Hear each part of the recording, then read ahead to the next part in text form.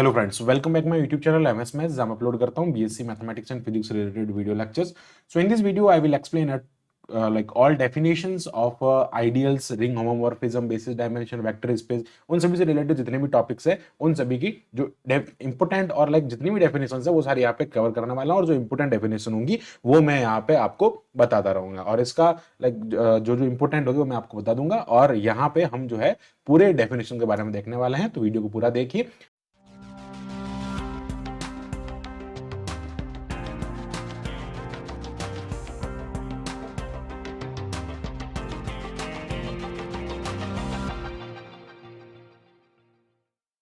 तो बात करते हैं सबसे पहले यहाँ पे आइडियल के बारे में. आइडियल क्या होता है? देखो, आइडियल एक्चुअली क्या होता है कि अगर आपके पास में कोई रिंग आर है, मान लीजिए आर एक कोई रिंग है, यानी कि आर प्लस मल्टीप्लीकेशन जो होता है रिंग की प्रॉपर्टीज होती है, इसके लिए आप हमारे चैनल पे वीडियो देख सकते हैं. अभी रिंग जो है वो इस कोर्स में नहीं है, इसलिए मैं आपको यहाँ पे ओनली आइडियल से स्टार्ट कर रहा हूँ. ठीक है, तो इस आर का कोई सबसेट आई है.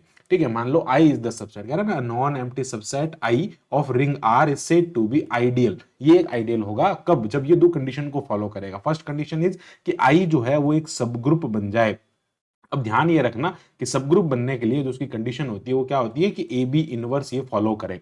ठीक है, यानी कि ए अगर आई से आ रहा है, बी भी अगर आई से आ रहा है, लाइक इसका इनवर्स भी अगर आई से बिलोंग कर रहा है, तो ये ए बी इनवर्स, लाइक अगर अगर मैं अंडर एडिशन बात करूंगा तो ए माइनस बी हो जाएगा, और अंडर मल्टीप्लीकेशन कहूंगा तो ये हो जाएगा. बट यहाँ पे किसके अंदर कह रहा है? आपको एडिटिव कंपोजिशन के अंदर कह रहा है, यानी कि एडिटिव आपके पास में जो बाइनरी ऑपरेशन होता है उसके अंदर कह रहा है, यानी कि ए माइनस बी वाली जो कंडीशन है वो इसमें सेटिस्फाई होनी चाहिए. ये कंडीशन अगर इसमें सेटिस्फाई हो रही है तो हम इसको कहेंगे एक ये इसका सब ग्रुप हो जाएगा. तो क्या कहेंगे कि आई प्लस एक सब ग्रुप होगा. And then second condition is that कि आई जो है उसमें से अगर मैं एलिमेंट ए लेता हूं और रिंग का एलिमेंट अगर मैं आर लेता हूं, तो आर डॉट आई यानी कि इनका अगर मैं प्रोडक्ट करता हूं तो वो आई के अंदर आना चाहिए, या फिर ए डॉट अगर आर अगर मैं उसका प्रोडक्ट करता हूं तो वो आई के अंदर आना चाहिए. ठीक है, तो वही है कि आई से हम एक एलिमेंट ए ले रहे हैं और आर से हमने एक एलिमेंट आर लिया, इन दोनों को प्रोडक्ट करेंगे तो आई के अंदर आना चाहिए. ए डॉट आर को या आर डॉट ए को कम्यूटेटिव होता है, दोनों उसके अंदर आना चाहिए. अब यहाँ पे इसी बेसिस पे हमारे पास में इसके लाइक एक और डेफिनेशन हमारे पास में आ जाती है, और वो डेफिनेशन क्या है उसके बारे में बात करते हैं. अब ये जो डेफिनेशन है वो क्या हमारे पास में इसका टाइप हो जाएगा, that is the right ideal of ring and left ideal of ring. अब अगर मैं लाइक ए जो है वो किससे बिलोंग कर रहा है? आई से बिलोंग कर रहा है. तो अगर मैं ए को लेफ्ट, अगर ए को राइट साइड में रख दूंगा, ए को राइट साइड में रखूंगा और ये आई से बिलोंग करेगा, तो this is known as the right ideal. और अगर मैं ए को इस तरफ रख दूंगा और ये आई से बिलोंग करेगा, तो this is known as the left ideal. तो क्या कहेंगे कि पहली कंडीशन ये आपको लिखना ही है, non empty subset I of ring R is said to be right ideal if I is the subgroup under I is the subgroup of R under additive composition. ये चीज इसमें लिखना है. एंड फॉर ऑल, सभी जितने भी ए जो है वो आई से बिलोंग कर रहा है, आर जो इससे बिलोंग कर रहा है, आर डॉट ए जो होगा, ठीक है, वो आई होगा, और ए डॉट आर जो होगा वो यहाँ पे क्या हो जाएगा, उसका लेफ्ट आइडियल हो जाएगा. So these are the definitions. Okay, आगे बढ़ते हैं. अब बात करते हैं यहाँ पे प्रॉपर एंड इम्प्रॉपर आइडियल की. तो this is very important definition. तो प्रॉपर आइडियल और इम्प्रॉपर आइडियल होता क्या? एक्चुअली मैं आपको बताऊं कि हमारे पास में आइडियल होता है आई, जो कि सबसेट होता है आर का, और वो सब ग्रुप भी होता है. ठीक है, अब यहाँ पे क्या होता है कि आर जो है ना, ये जो रिंग है, इसके बहुत सारे आइडियल्स हो सकते हैं. ठीक है, अब बहुत सारे आइडियल्स में आपको ध्यान रखना है कि दो आइडियल हमेशा फिक्स होते हैं. ठीक है, दो आइडियल हमेशा फिक्स होते हैं, यानी कि अगर एक आपके पास में सेट है तो उस सेट के दो सबसेट तो फिक्स होते ही हैं. एक तो सिंगलटन सेट होता है उसका सबसेट, और एक आर खुद है ना, सेट जो होता है इटसेल्फ उसका सबसेट होता है. तो क्या कहेंगे? Let R plus be a ring, then the ideal R यानी कि itself and singleton is called the improper ideal. इस इम्प्रॉपर आइडियल को हम ट्रिवियल आइडियल भी कहते हैं. इसको कुछ जगह पे ट्रिवियल आइडियल के नाम से भी जाना जाता है. अब इनके अलावा यानी कि आर इटसेल्फ और सिंगलटन के अलावा जितने भी अदर देन दीज, तो उनको हम क्या कहेंगे? प्रॉपर आइडियल, या इसको हम कहते हैं नॉन ट्रिवियल भी कहते हैं. ठीक है, इसको हम यहाँ पे नॉन ट्रिवियल भी कहते हैं, ये आपको ध्यान रखना है. ओके, सो ये डेफिनेशन कई बार एग्जाम में पूछी जाती है. अब बात करते हैं यहाँ पे हम सिंपल रिंग के बारे में. ओके, ये सिंपल रिंग क्या होता है उसके बारे में बात करते हैं. तो सिंपल रिंग जो होता है उसमें क्या होता है कि ओनली सिंपल रिंग क्या हो गया? अ रिंग विच ओके, अब देखो यहाँ पे हम बात करते हैं सिंपल रिंग के बारे में। सिंपल रिंग क्या क्या कहता है? A ring which has no proper ideal. Proper ideal होने का मतलब है कि उसके अंदर ओनली या तो सिंगलटन होगा या फिर वो आर रिंग खुद इटसेल्फ, दो ही उसके अंदर होंगे, ये दो ही इसके आइडियल होंगे, तो उसको हम कहेंगे सिंपल रिंग, यानी कि देयर इज नो प्रॉपर, यहाँ पे इन दोनों के अलावा और कोई दूसरा जो है यहाँ पे उसका लाइक कह सकते हैं लाइक जो आइडियल है ना वो नहीं होगा, ये दो ही रिंग के आइडियल होंगे, उस कंडीशन में हम उसको कहेंगे सिंपल रिंग। अब इसके बाद में आता है क्वेश्चन रिंग, ये भी बहुत इंपॉर्टेंट है। क्वेश्चन रिंग जो है वो कई बार एग्जाम में पूछा जाता है, इस पे बेस्ड क्वेश्चन भी बनते हैं, इसकी थ्योरम भी काफी इंपॉर्टेंट है। अब देखो क्या होता है कि अगर आपके पास में आर एक रिंग है और आई इसका कोई सबसेट है, तो अगर मैं आर बाई आई कर देता हूं तो ये एक फैमिली ऑफ कोसेट को डिनोट करता है। कोसेट हमने ग्रुप थ्योरी के अंदर पढ़ा है कि कोसेट जो होता है वो क्या होता है कि हमारे पास में आई लाइक कोई भी एलिमेंट को हम ग्रुप के साथ में ऐड करते हैं या फिर उसके सब ग्रुप के साथ में ऐड करते हैं, तो एक्चुअली आई जो है ना वो इसका सब ग्रुप ही तो है, तो सब ग्रुप के एलिमेंट और ग्रुप के एलिमेंट को आप ऐड करते हैं तो आपको कोसेट देते हैं। तो यही हमने लिखा है कि let I be an ideal of ring R and R by I denote the family of cosets. Okay, ये कोसेट की फैमिली को डिनोट करता है एंड यहां पे कहा कि then it is called the quotient ring. यहाँ पे ये कब क्वोशिएंट रिंग होता है? जब ये इस कंडीशन को सेटिस्फाई करता है, यानी कि आई प्लस ए कोई जो है वो आर से बिलोंग कर रहा है, ए एलिमेंट आर से बिलोंग कर रहा है, रिंग का कोई एलिमेंट है, और आई जो है वो आइडियल है। तो आपने क्या किया, सब ग्रुप को जो ग्रुप है यानी ग्रुप कह सकते हो या रिंग कह सकते हो, सब ग्रुप को यानी कि ए आई जो है उसका आइडियल जो होता है सब ग्रुप होता है, तो सब ग्रुप को आर के साथ में आपने ऑपरेट कराया with the help of additive. तो एडिटिव जो है इसमें यहाँ पे एडिटिव कंपोजिशन आप लगा रहे हैं, तो वहां पे जो है आपके पास में क्या बन रहा है, आई प्लस ए बन रहा है, इसको हम कहते हैं क्वोशिएंट रिंग। अब देखो इसकी प्रॉपर्टी होती है कि अगर आप आई प्लस ए और आई प्लस बी को ऐड करोगे ना तो ये I plus I plus B बनेगा। ठीक है, ये आई बाई आई जो है ना दो बार नहीं ऐड होगा, ये आई ने टू आई जो होता है आई ही होता है, और अगर आप इनको मल्टीप्लाई भी करोगे तो ये I plus I A dot B बनेगा। ठीक है, सो तो यहाँ पे ये जो ट्रिपलेट होता है यानी कि आर बाई आई प्लस और मल्टीप्लीकेशन जो होता है इसको हम कहते हैं quotient ring. So this is very important. Okay, आगे बढ़ते हैं, अब बात करते हैं हम यहाँ पे प्रिंसिपल आइडियल के बारे में। Again this is very important, कई बार ये एग्जाम में पूछा जा चुका है कि प्रिंसिपल आइडियल क्या होता है। तो प्रिंसिपल आइडियल के बारे में बात करते हैं, तो प्रिंसिपल आइडियल क्या है, an ideal I of ring R is called principal ideal. ये प्रिंसिपल आइडियल होगा कब, जब वो जनरेट करेगा, जब वो जो पूरा सेट है ना ये आर सेट है वो एक एलिमेंट से जनरेट हो जाएगा। ये सेम एज साइक्लिक ग्रुप जो होता है उसकी तरह होता है, जैसे साइक्लिक ग्रुप जो होता है वो एक एलिमेंट से जनरेट हो जाता है,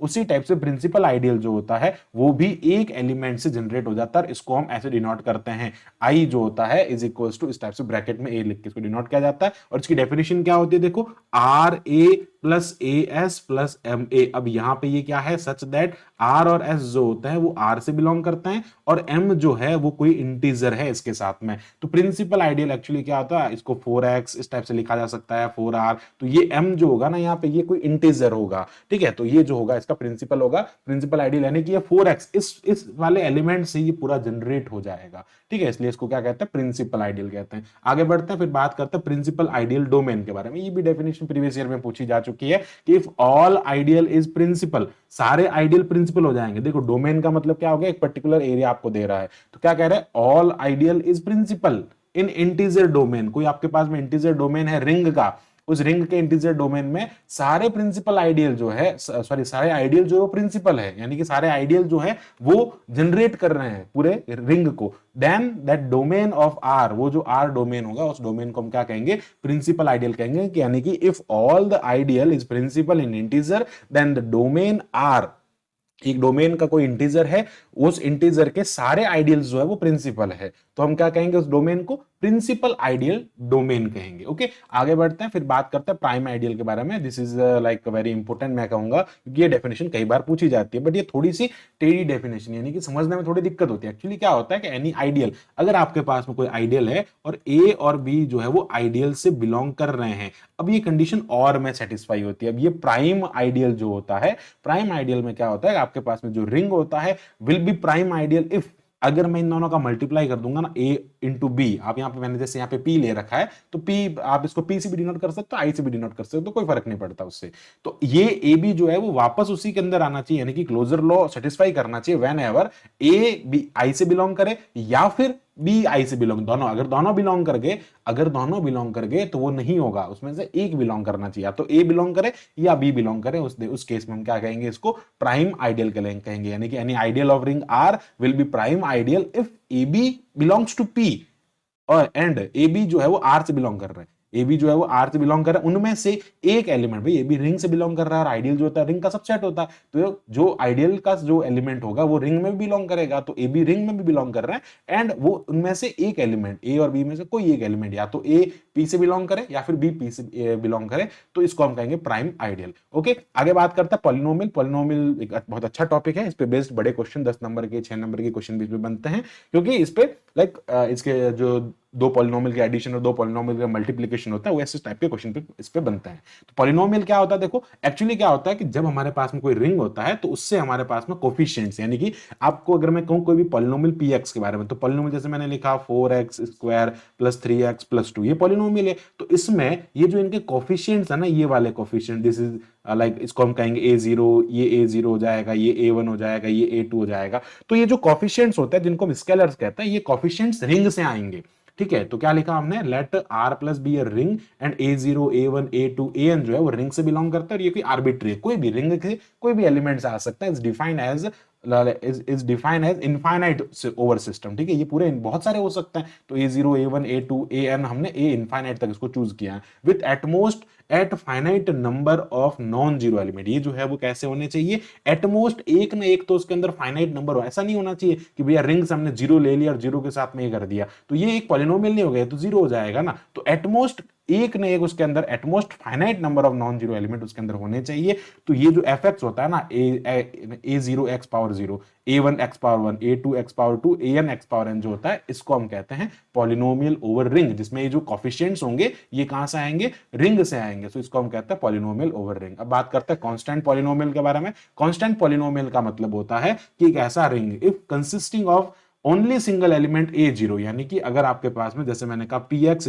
= मैंने लिखा 7, तो ये कांस्टेंट पॉलिनोमियल है, बिकॉज इसके साथ में मल्टीप्लाई में x की पावर 0 है, x की पावर 0 का मतलब 1 होता है, तो ये कांस्टेंट, यानी कि आप कह रहे हैं ना a0, ये जो एलिमेंट होगा x की पावर 0 के साथ में क्या होता है, a0 होता है, इसलिए a0 का जो वैल्यू है वो क्या होना चाहिए, कांस्टेंट होना चाहिए, इसके अलावा कोई दूसरा नहीं होना चाहिए, बाकी सारे 0 होने चाहिए, उसको हम कांस्टेंट पॉलिनोमियल कहते हैं। अब एक आता है मोनिक पॉलिनोमियल, ये भी अच्छा है, इसकी डेफिनेशन भी इंपॉर्टेंट है। जो मोनिक पॉलिनोमियल होता है, इसका मीनिंग क्या होता है समझिए। मोनिक पॉलिनोमियल का मतलब होता है कि मैं अगर आपके पास में, मैं यहाँ पे कोई भी कोफिशिएंट यहाँ पे लिखता हूँ, लाइक कोई भी जो पॉलिनोमियल है वो लिखता हूँ, जैसे मैंने लिखा है यहाँ पे x² + 3x³ + x⁴ and x⁵। ठीक है, अब यहां पे मान लो यहाँ पे 6 लिखा और यहाँ पे ना 7 लिखा। अब जो लीडिंग कोफिशिएंट है, हाईएस्ट पावर है, मान लो इसमें हाईएस्ट पावर 5 है, तो हाईएस्ट पावर का जो कोफिशिएंट है ना वो 1 रहना चाहिए, उसको हम मोनिक पॉलिनोमियल। जैसे मैं एक और पॉलिनोमियल लिखता हूं, मैंने लिखा है यहाँ पे 3x² + 4x³ + x⁻7, मान लो ये मैंने कोई पॉलिनोमियल लिखा। ठीक है, अब इसमें x⁻7 लीडिंग है, मतलब हाईएस्ट है, तो ये x⁻7 का कोफिशिएंट 1 होना चाहिए, so this polynomial is known as the monic polynomial. Okay, आगे बढ़ते हैं, फिर बात करता हूं यहाँ पे मैक्सिमल आइडियल के बारे में। देखो मैक्सिमल आइडियल कई बार पूछा जा चुका है, it is again very important definition. Okay, maximal ideal क्या होता है कि अब प्रॉपर, अब मैं आपको सीधा सा समझाना चाहूंगा, मान लो ये कोई रिंग है, ये रिंग का कोई सेट है, अब इसके अंदर कोई एक सेट m है। ठीक है, ये सेट जो है वो m है। अब ध्यान से सुनना, अब प्रॉपर आइडियल, एक प्रॉपर आइडियल है, मतलब प्रॉपर आइडियल का मतलब क्या हो गया कि m सिंगलटन भी नहीं है, m is not singleton and m is not equals to r, यानी कि प्रॉपर का मतलब इम्प्रॉपर का ना, इम्प्रॉपर, ये दोनों इम्प्रॉपर होता है ना, तो ये इम्प्रॉपर नहीं, ये प्रॉपर है, मतलब नॉन ट्रिवियल है, मतलब सिंगलटन और इटसेल्फ, खुद के अलावा बाकी जितने भी आइडियल्स होते हैं ना उनकी बात यहां पे हो रही है। तो वो क्या कहता है कि if m is a proper ideal, ये एक प्रॉपर आइडियल है, and m not equals to r, ने बता दिया यहाँ पे, ऑफ अ रिंग, ये किसी रिंग का है, is said to be a maximal ideal of ring whenever कोई बी सेट, एक ऐसा बी सेट आना चाहिए, B is an ideal, B कोई भी आइडियल हो सकता है ऑफ आर, आर का कोई भी आइडियल हो सकता है। अब एम जो है ना वो बी का सबसेट होना चाहिए या फिर उसके इक्वल होना चाहिए। अगेन बी जो है ना वो आर का सबसेट होना चाहिए या उसके इक्वल होना चाहिए। अब यहां पे क्या होता है, बी जो होता है वो एम के इक्वल हो जाता है और बी जो होता है वापस आर के इक्वल हो जाता है। तो अल्टीमेटली अल्टीमेटली ये m जो है वो कहां तक जा सकता है, इस रिंग तक जा सकता है, लेकिन कभी इस रिंग से बाहर नहीं जा सकता। तो मैक्सिमल का मतलब होता है कि यहां पे जो ये इसका कोई भी प्रॉपर ऐसा प्रॉपर आइडियल जो कि टेंड करे उस रिंग उस इम्प्रॉपर आइडियल की तरफ, मतलब वो आर तो नहीं है बट उसकी तरफ टेंड करे, यानी कि वो एक एक मतलब बी ऐसा कोई है, या तो उसका सबसेट बन सकता है या फिर वो इक्वल हो सकता है, दोनों केस यहां पे होंगे। तो इसको हम क्या कहते हैं, मैक्सिमल आइडियल कहते हैं, यानी कि a proper ideal M of a ring R is said to be maximal of a ring R if whenever B is an ideal of R, B जो है वो आर का आइडियल है, and then M जो है वो subset M subset equal to B and is the subset equal to R, then B is equal to M and B is equal to R. या फिर देखो या तो ये कंडीशन हो या फिर ये कंडीशन, या तो बी एम के बराबर होना चाहिए या फिर बी जो है वो आर के बराबर होना चाहिए। ओके, आगे बढ़ते हैं, बात करते हैं रिंग होमोमॉर्फिज्म के बारे में। रिंग होमोमॉर्फिज्म क्या होता है, मैं आपको सीधा समझाना चाहूंगा कि मैं कहता हूं यहाँ पे ये कोई आर है और ये कोई एस है, दो हमारे पास में सेट है, इसमें मैंने ए और बी दो एलिमेंट ले रखे हैं, ये इसमें इसकी इमेज है एफ ए और एफ बी। ठीक है, अब यहां पे हम क्या करते हैं कि अगर मैं ए और बी में कोई भी फंक्शन कोई भी मैपिंग डिफाइन करता हूं, जैसे मैंने कहा ए स्टार बी, तो ये ए स्टार बी जो होगा वो A star sorry F A star F B होना चाहिए। अगर मैं प्लस लेता हूं, जैसे मैंने इनके बीच में एडिशन किया, तो F A plus F B, यानी कि मैंने इन दोनों को ऐड किया तो वो इन दोनों के एडिशन के बराबर होना चाहिए। ऐसी मैपिंग हम यहाँ पे डिफाइन करते हैं, उस मैपिंग को क्या कहते हैं, रिंग होमोमॉर्फिज्म कहते हैं। तो R plus multiplication and S plus multiplication are two ring, then the mapping is homomorphism. वो मैपिंग जो होगी यहां से यहां तक की ये जो एफ मैपिंग है वो mapping is homomorphism mapping R to S if and only if, अगर ये वाली कंडीशन सेटिस्फाई हो रही है तो उसको हम कहेंगे रिंग होमोमॉर्फिज्म। ओके, आगे बढ़ते हैं, बात करते हैं रिंग आइसोमॉर्फिज्म के बारे में। आइसोमॉर्फिज्म का मतलब होता है कि अ रिंग अगर ऑन टू हो जाए और वन वन हो जाए। वन वन होने का मतलब क्या हो गया कि ये ए वाला एलिमेंट इस पे जाए, ए वाला एलिमेंट इस पे जाए। देखो ये सारा का सारा कवर हो गया, इसका मतलब ये क्या हो गया, ऑन टू हो गया। ठीक है, और ये एक के साथ में एक का रिलेशन है यहाँ पे, तो उस कंडीशन में ये क्या हो गया, वन वन हो गया। तो अ रिंग लाइक एक ऐसा होमोमॉर्फिज्म जो कि वन वन भी हो और ऑन टू भी हो, and that is known as the that mapping, जो वो होमोमॉर्फिज्म मैपिंग होगी उसको हम यहाँ पे आइसोमॉर्फिज्म कहेंगे। आगे बात करते हैं कर्नल ऑफ होमोमॉर्फिज्म के बारे में। कर्नल का मतलब क्या होता है, मैं आपको सीधा सा बताना चाहूंगा यहीं से कि कर्नल का मतलब क्या होता है। देखो कर्नल का सीधा सा मतलब ये होता है कि एस अगर कोई रिंग है तो इसका यूनिटी भी एग्जिस्ट करेगा, यूनिटी कह दो या आइडेंटिटी कह दो। ठीक है, यहां पे कोई आइडेंटिटी एलिमेंट ई एग्जिस्ट करेगा, तो ऐसे सारे एलिमेंट, मान लो इसमें ए बी सी डी बहुत सारे एलिमेंट है, तो ऐसे सारे एलिमेंट जो कि इसके आइडेंटिटी पे मैपिंग करते हैं, ऐसे सारे एलिमेंट आर के सेट के ना, आर सेट के ऐसे सारे एलिमेंट जो कि एस की आइडेंटिटी पे जाके मैप्ड होते हैं, उनको हम क्या कहते हैं यहाँ पे, उनको हम कहते हैं कर्नल। तो वही हमने लिखा है कि let R and S be two ring, ये दो रिंग है, and the set of those element, ऐसे एलिमेंट का सेट ऑफ आर है ना, आर इधर वाले सेट के ऐसे एलिमेंट जो कि आई डैश मतलब आइडेंटिटी ऑफ एस पर जाके मैप करते हैं, उसको हम कहते हैं कर्नल ऑफ होमोमॉर्फिज्म। ये था पूरा आइडियल एंड रिंग होमोमॉर्फिज्म पे बेस्ड। अब हम बात करते हैं, हमारे यहाँ पे डेफिनेशन आती है, all the definition of vector space. Vector space से रिलेटेड जितनी भी डेफिनेशन है वो हम यहाँ पे देखने वाले हैं। सो बात करते हैं सबसे पहले वेक्टर स्पेस होता क्या। देखो वेक्टर स्पेस की पहली डेफिनेशन है, ये भी कई बार पूछी जाती है, तो वेक्टर स्पेस के बारे में बात करते हैं। वेक्टर स्पेस होता क्या, देखो तो वेक्टर स्पेस के बारे में बात करते हैं। वेक्टर स्पेस एक्चुअली क्या होता है कि आपके पास में एक वेक्टर होता है और एक फील्ड होता है। वेक्टर से आने वाले एलिमेंट को हम वेक्टर कहेंगे, जैसे मैं कहता हूं इनको यहां से मैं ले लेता हूं जैसे ए बी सी, और फील्ड से आने वाले एलिमेंट्स होंगे वो क्या होंगे, स्केलर्स होंगे, अल्फा बीटा गामा। तो अब इनका आपस में मैपिंग जो होता है वो वेक्टर स्पेस होता है। अब देखो समझो कैसे, तो यहां पर हम क्या कह रहे हैं, इसकी जो प्रॉपर डेफिनेशन है वो मैंने यहां पे लिख रखा है कि let F plus multiplication be of field. और फील्ड क्या होता है, फील्ड एक ऐसी रिंग होती है, अब समझना, फील्ड एक ऐसी रिंग होती है, फील्ड भी एक टाइप का रिंग ही होता है, उसमें वो ओनली सिंपल रिंग होता है। क्या होता है, ये एक सिंपल रिंग होता है। सिंपल रिंग होने का मतलब क्या है भैया, इसके अंदर या तो सिंगलटन होगा या फिर ये खुद या तो सिंगलटन, यानी कि इसके अंदर प्रॉपर सब ग्रुप होते, प्रॉपर आइडियल होते ही नहीं है। रिंग के प्रॉपर आइडियल रिंग के प्रॉपर होते ही नहीं, रिंग के ओनली इम्प्रॉपर होते हैं, ट्रिवियल आइडियल होते हैं इसके। मतलब ये एक सिंपल रिंग है, अभी हमने ऊपर से इसकी डेफिनेशन के बारे में डिस्कस किया है यहाँ पे। ठीक है, तो ये एक सिंपल होता है, सिंपल रिंग जो होता है उसका एक टाइप है फील्ड। ठीक है, तो अब ये फील्ड जो होता है एफ एक फील्ड है and V be a non empty set. V जो है वो एक नॉन एम्प्टी सेट है। Then the element of F, जो एफ यानी फील्ड से आने वाले एलिमेंट है उनको हम स्केलर्स कहते हैं, और जो वी से आता है यानी कि वेक्टर से आता है, वी से आते हैं, उसको हम वेक्टर्स कहते हैं। तो V is the vector space over the field F. V vector space होगा फील्ड एफ पर अगर वो कुछ कंडीशन को फॉलो कर जाए। कैसी कंडीशन?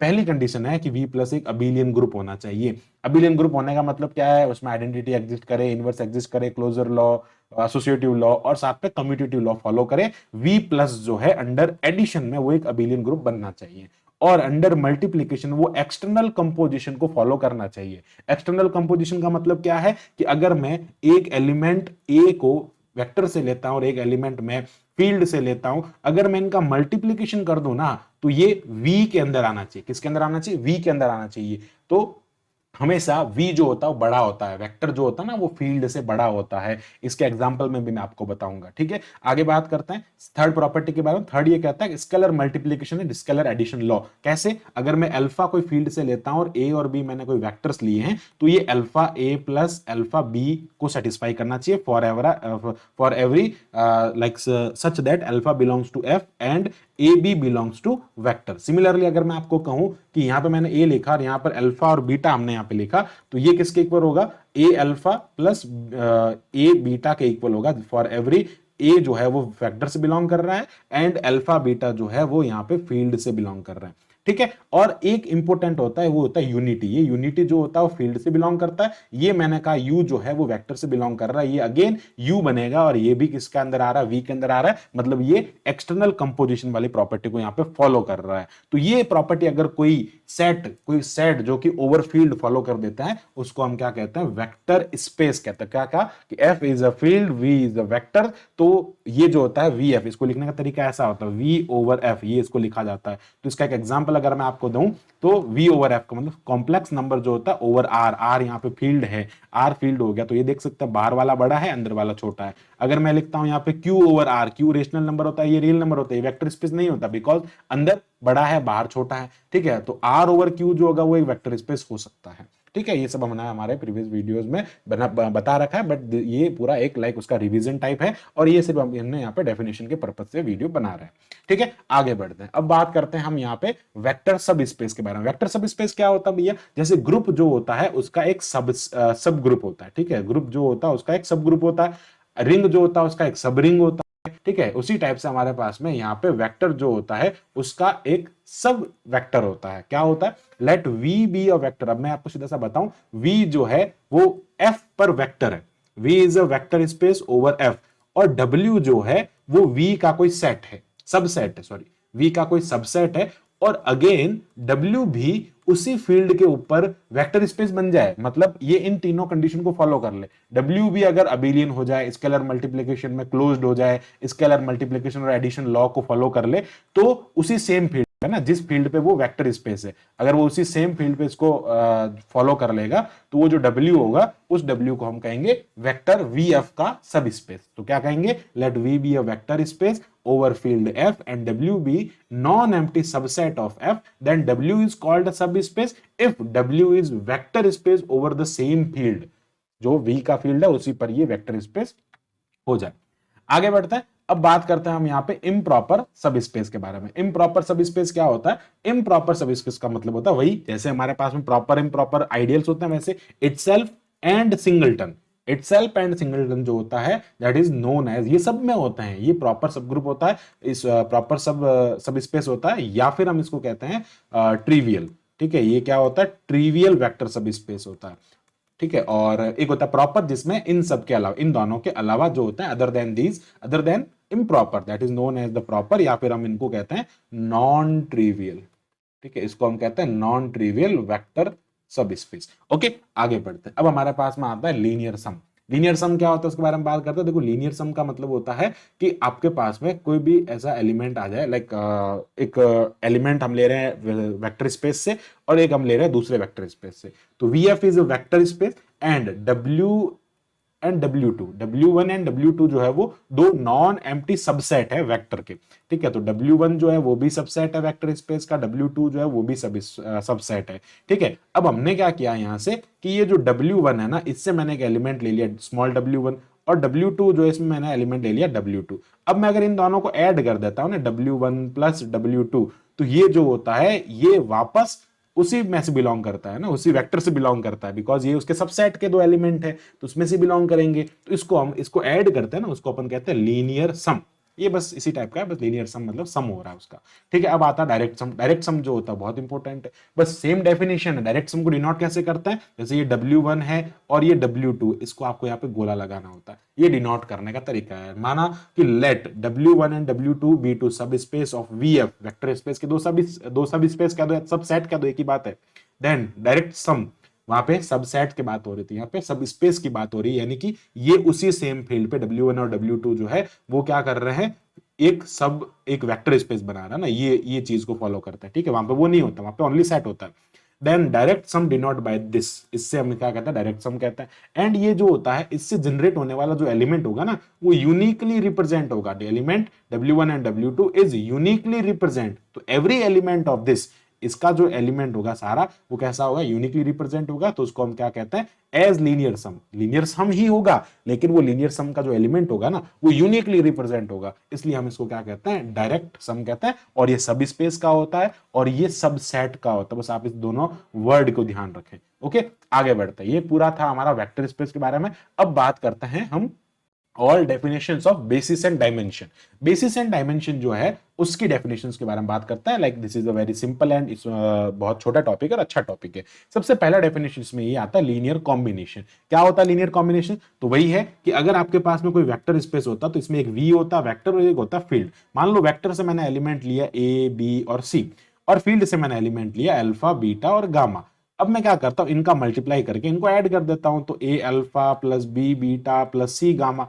तो ये क्या बन गया, ये एक लीनियर कॉम्बिनेशन बन गया। मतलब वेक्टर और स्केलर के जो एलिमेंट्स हैं उनको आपने मल्टीप्लाई करके ऐड कर दिया, तो वो लीनियर कॉम्बिनेशन हो गया। तो यही हमने लिखा VF बी वेक्टर स्पेस। अगर ये एक वेक्टर स्पेस है तो यहाँ पे alpha one beta one gamma one ये जो है वो वेक्टर से, चलो मैंने यहाँ पे उल्टा ले लिया, उससे कोई फर्क नहीं पड़ता। मान लो ये वेक्टर से आ रहे हैं, ये फील्ड से आ रहे हैं, ठीक है, और A1 A2 जो है वो फील्ड से आ रहे हैं। तो अगर हम इनका मल्टीप्लीकेशन कर देंगे आपस में और उनका सम कर देंगे, तो इसी को हमने जनरलाइज करके लिखा है AI अल्फा ही, उसमें कंफ्यूज नहीं होना। तो दिस अल्फा, ये जो अल्फा जो है ये सेट जो होता है, इसको हम कहते हैं लीनियर कॉम्बिनेशन। ओके, आगे बढ़ते हैं। अब आता है linear dependent and linear independent. अब देखो क्या होता है कि ये जो फील्ड हम निकाल रहे हैं, ये जो फील्ड के एलिमेंट होते हैं, अगर वो सारे जीरो नहीं होते, मान लो मैं कहता हूं लीनियर कॉम्बिनेशन जो है वो जीरो के इक्वल हो गया। अब लीनियर कॉम्बिनेशन जीरो के इक्वल कब होगा, जब या तो वेक्टर्स जीरो या फिर फील्ड जीरो। तो अब यहाँ पे कंडीशन ये होती है कि when all the scalars are not zero, तो क्या कहा, VF be a vector space and S be a set. S जो है वो वेक्टर स्पेस के वेक्टर्स का कोई सेट है, ठीक है, जो कि n वेक्टर्स उसके अंदर है, ठीक है। तो ये V जो होगा वो लीनियरली डिपेंडेंट होगा। कब होगा, जब all scalars are not zero. Linearly dependent कब होगा, जब ऑल आर नॉट जीरो। यहां पे क्या कहेंगे, all are not zero. All are कौन, जो फील्ड से आ रहे हैं, फील्ड के एलिमेंट के बारे में बात करेंगे। वेक्टर्स तो कभी जीरो हो नहीं सकते, स्केलर जीरो हो सकते हैं। तो सारे अगर जीरो नहीं होंगे तो उसको हम लीनियर डिपेंडेंट कहेंगे। और इन पे 100% एक क्वेश्चन फिक्स होता है। और इसको कैसे निकालते हैं ये हमने हमारे प्रीवियस वीडियो में बता रखा है, आप वहां जाके उन वीडियोस को देख सकते हैं कि लीनियर इंडिपेंडेंट और डिपेंडेंट को कैसे फाइंड करते हैं। ओके, आगे बढ़ते हैं। अब देखते हैं यहाँ पे लीनियर इंडिपेंडेंट का क्या मतलब होता है। जस्ट इसका उल्टा हो जाएगा। उसी सेट में अगर फील्ड के एलिमेंट सारे जीरो हो जाएंगे, तो ऑल आर जीरो हो गए, तो उस कंडीशन में जो लीनियर कॉम्बिनेशन होगा ना वो जीरो के इक्वल हो जाएगा। उसको हम क्या कहेंगे, यहाँ पे लीनियरली इंडिपेंडेंट कहेंगे। अब इसकी ट्रिक भी मैंने बता रखी है, तो आप उसको वीडियो को देखें ताकि आपको पूरा कॉन्सेप्ट पता चलेगा। अब बात आती है लीनियर स्पान। ये भी अगेन एक मोस्ट इंपोर्टेंट डेफिनेशन है। लीनियर स्पान का क्या मतलब होता है, ये वेक्टर स्पेस को जनरेट कर देता है। देखो क्या मतलब होता है कि let VF be a vector space and S be any non empty subset.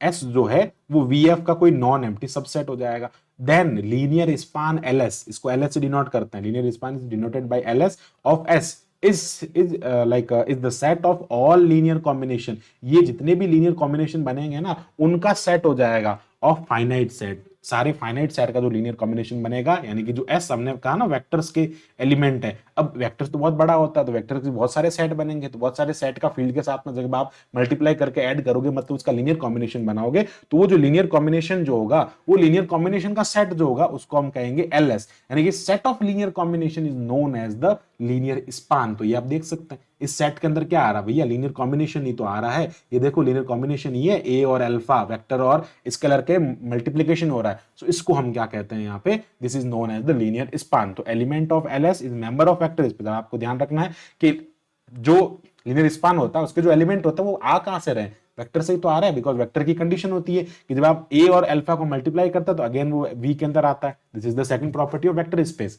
Okay, आगे बढ़ते हैं। ये था लीनियर स्पान के बारे में। अब बात करते हैं बेसिस के बारे में। Basis is again very important. देखो ये सारी डेफिनेशन 2 नंबर में पूछी जा सकती है और पूछी जाती भी है। इसकी डेफिनेशन होगी कि if S be S subset, अब देखो एस जो है वो एक सबसेट है of vector space, S is a subset of vector space, is said to be basis, ये बेसिस होगा ऑफ वेक्टर स्पेस अगर 2 कंडीशन को फॉलो करेगा। पहला, S is L I, S जो सेट है वो एल आई होना चाहिए। एल आई होने का मतलब क्या हो गया, all are zero, all are zero, all scalars जो है ना, फील्ड के एलिमेंट जो है वो सारे जीरो होने चाहिए। दूसरा, लीनियर स्पान जो है वो वेक्टर स्पेस के बराबर होना चाहिए। जो आप उसमें लीनियर कॉम्बिनेशन बना रहे हो ना, वो लीनियर कॉम्बिनेशन पूरा का पूरा वेक्टर स्पेस को जनरेट करना चाहिए। So that is each element of VF is linear combination of finite set. इसका मतलब होता है, ये जो नीचे लिखा ना, इसका मतलब होता है कि भाई सारे एलिमेंट जो वीएफ के अंदर है वो सारे के सारे लीनियर कॉम्बिनेशन में फाइनाइटली होने चाहिए। ये होता है बेसिस। बेसिस जो होता है एक्चुअली बेस होता है किसी भी लाइक वेक्टर स्पेस को जनरेट करना है। जैसे मैं आपको बताऊं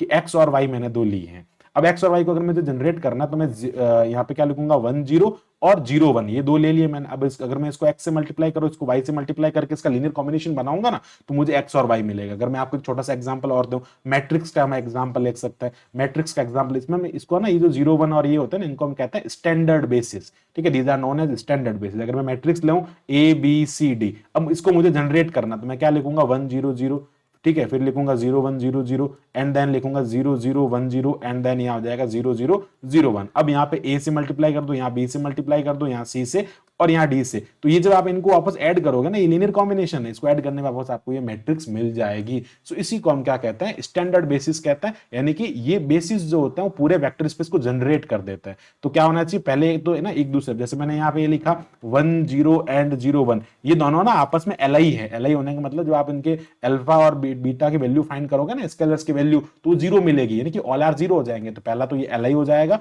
और दूसरा क्या हो जाएगा कि ये पूरे वेक्टर स्पेस को जनरेट करता है, यानी कि जो इसका लीनियर स्पान बनेगा वो पूरा वेक्टर स्पेस ही होगा। उस कंडीशन में हम इसको कहते हैं बेसिस, और ये जो होता है वो स्टैंडर्ड बेसिस होता है। ठीक है, अब इसके बारे में भी हमने हमारे प्रीवियस वीडियो में बता रखा है, वहां जाके आप पूरा डिटेल में समझ सकते हैं। अब बात करते हैं डायमेंशन। अरे भैया, जो बेसिस में नंबर्स, बेसिस में एलिमेंट्स होते हैं, मान लो मैं कहता हूं एक स्टैंडर्ड बेसिस लिया मैंने 0 1 एंड 1 0।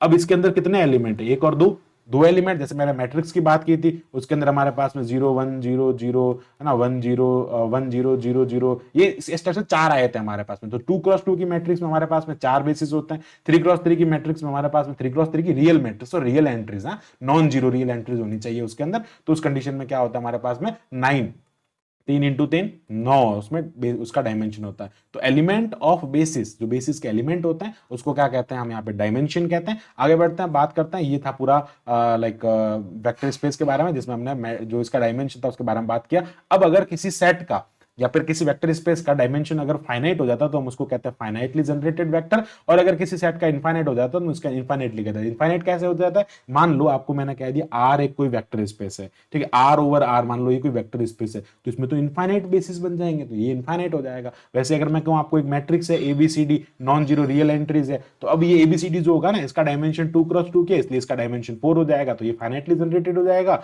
और ये इनफाइनाइटली जनरेटेड हो जाएगा। These all about the definitions of vector space, and ये सारा हमने यहाँ पे डिस्कस किया है। सो आई होप आपको पूरा टॉपिक जो है वो यहाँ पे पूरा क्लियर हो जाता है। ये सारी डेफिनेशन है। इसका पीडीएफ जो है आपको यहाँ पे लिंक डिस्क्रिप्शन बॉक्स में गिवन है, वहां से आप इसका पीडीएफ भी डाउनलोड कर सकते हैं। So thank for watching my video, keep watching MS. इसी टाइप्स के फॉर मोर वीडियोस के लिए हमारे चैनल को सब्सक्राइब करें। Thank you, bye bye.